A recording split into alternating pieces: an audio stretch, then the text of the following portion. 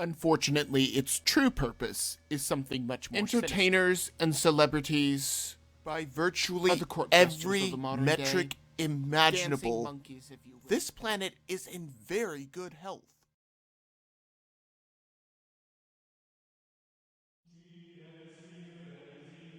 Imagine for a moment that you are a repairman.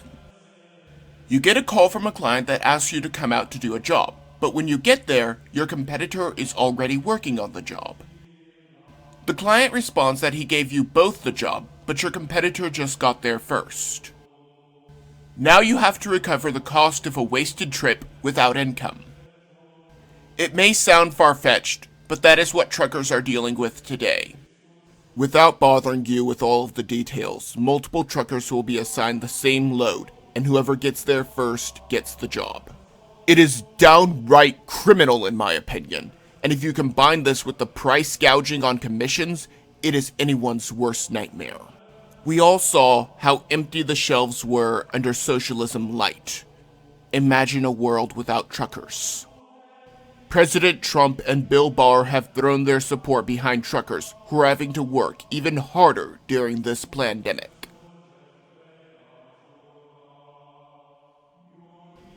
If you have been online at all during this pandemic, you know that a lot of people are losing their sanity, and parents are realizing that teaching is a lot harder than they thought it was.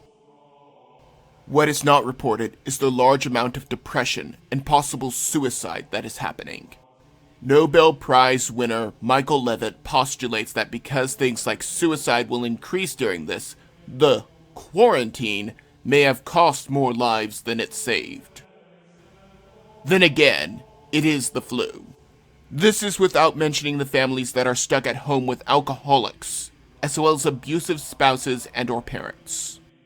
California doctors have already admitted to seeing more deaths from suicide than from the China virus.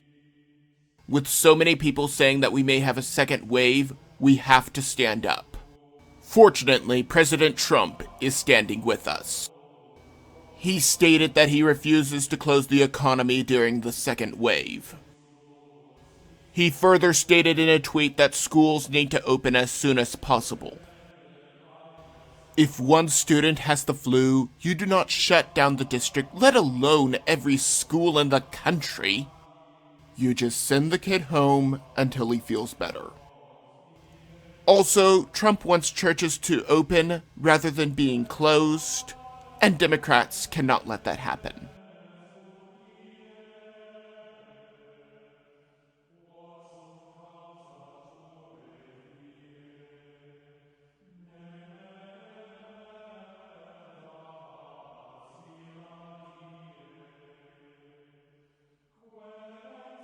Democrats spend all of their time looking for new things to be offended by. When there are not enough things to be offended by, they make things up. It is the people who cry racist at every turn that are the most racist because minorities are leaving the Democratic plantation via Brexit. But I tell you, if you have a problem figuring out whether you're for me or Trump, and you ain't black. Poor kids are just as bright and just as talented as white kids. It's personal, and I was actually it was hurtful. I would have to ask black voters the question, like, why do the old white men, who have the most racist legislation towards black people, why are they, the top two front runners when it comes to black support, Joe Biden and Bloomberg?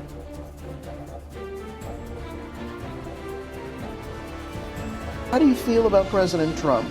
I'm very honored and grateful that he was, signed the First Step Act. The same folks that voted for me voted for President Trump because President Trump made promises to the voters and he's keeping the promises. So without any question, if you look at his legacy, it will be his accomplishments in office, frankly, helping in many, many ways African Americans. I heard President Trump's commitment to the folks who are returning home. I heard the promises that he made, and him being there and that graduation was evidence that the promises that he made was promises that he kept. We love you. Thank you very much, everybody.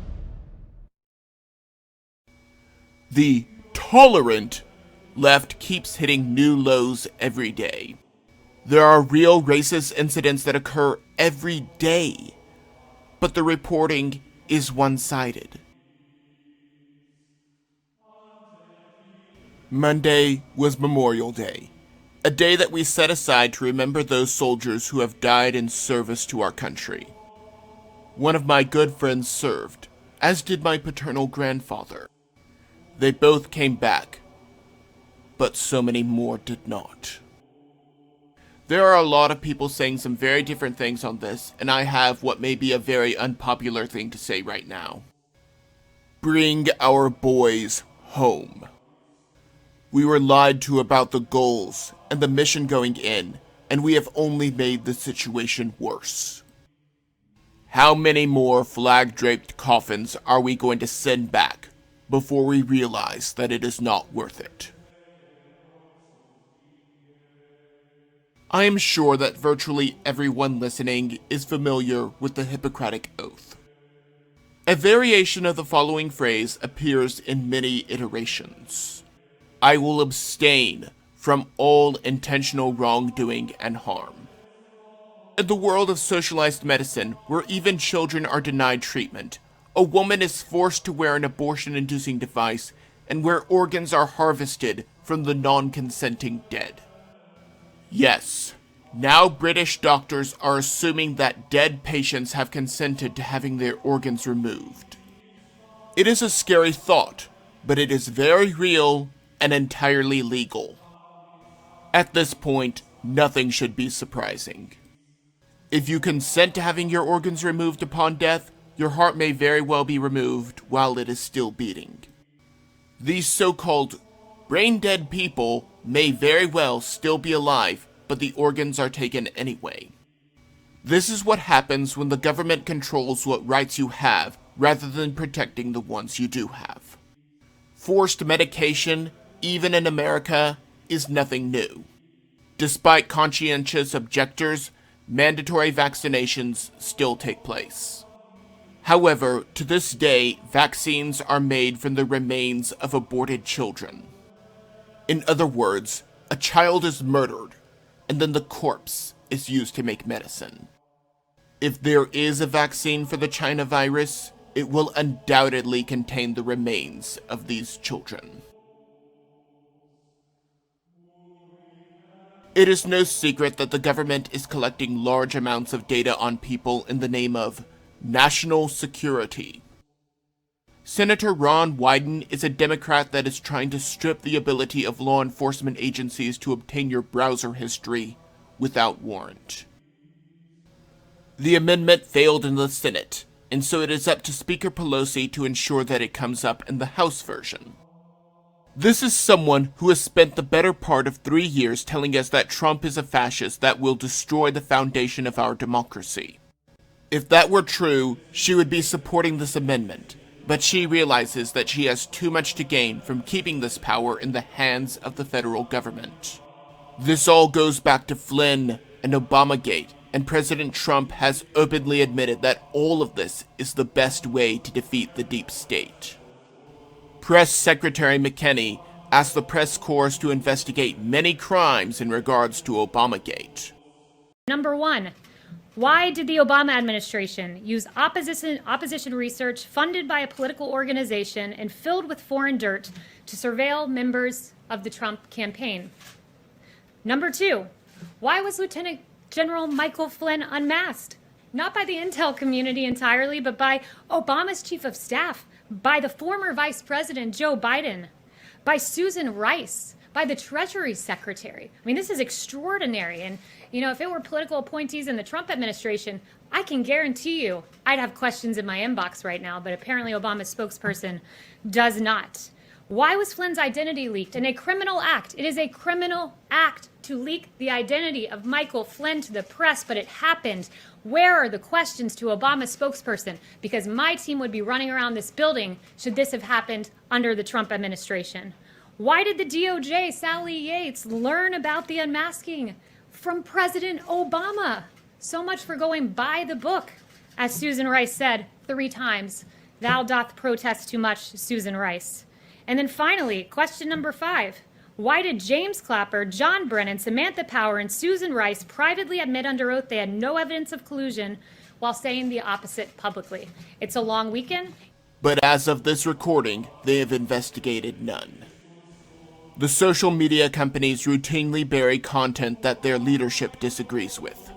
Now do not go telling me that Facebook and the like can determine what goes on their sites. This is bad reasoning that has been explained multiple times as the difference between publishers and platforms. Vice President Mike Pence has announced that the administration is not going to take this lying down.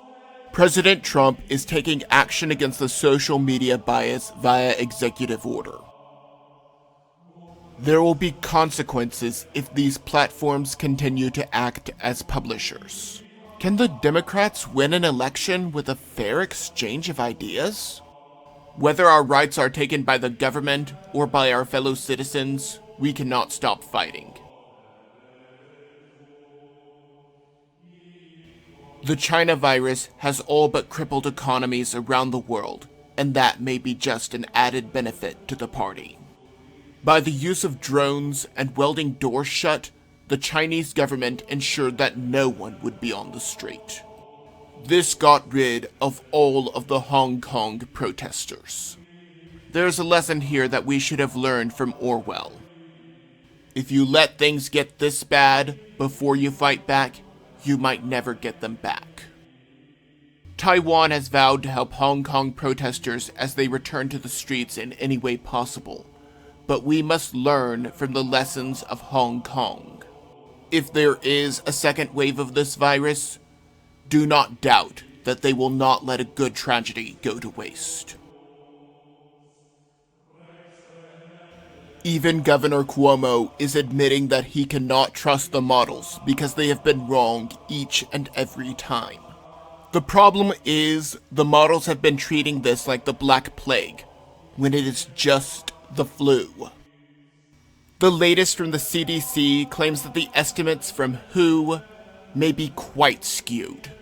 The death rate is 13 times lower than the initial WHO claims, or about 0.26%. Even if every man, woman, and child goes back to a normal life once this is done, it will not be over. Not by a long shot. The media and governors will always remember how easy it was to manipulate people with false data. The elites will wait a few decades and try again.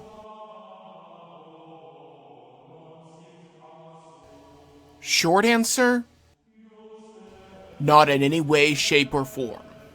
However, socialists that believe that anybody that has more money than they do is automatically evil are upset that he could become the world's first trillionaire. I will not break down all of the math here, but the short and sweet of it is that for Bezos to obtain his present wealth, he would have to get $1,100 per account. Amazon Prime members spend more than that on average per year. That is an important distinction. This is only what users have paid in 1 year. This means that if Bezos was just collecting all of this money and sitting on it, he would be infinitely wealthier. Instead, most of that money is held in Amazon stock. Even if it was just sitting in a bank somewhere, the money would be borrowed by people who took out loans themselves. So even just having it sit in a bank is helping other people get house loans and small business loans.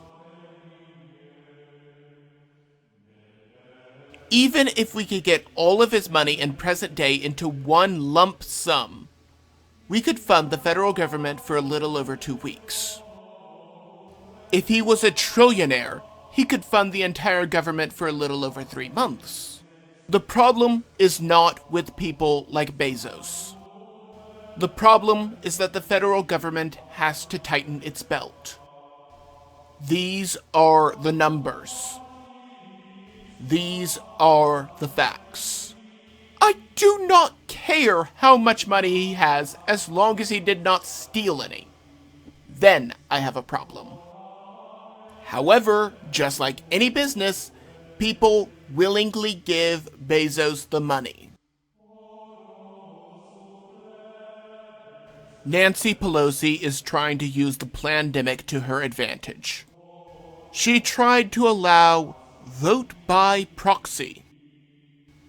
In essence, this would allow someone else to vote on a member's behalf. Never before, in any crisis, real or imagined, has this ever happened before. This is a ploy by Pelosi to try and ram legislation through while no one is there, just like how they passed Obamacare. Naturally, the Republicans have introduced a lawsuit to stop this. We will see what will happen. Maybe I'm just blowing smoke. Maybe I'm completely off my rocker, but that is just my opinion.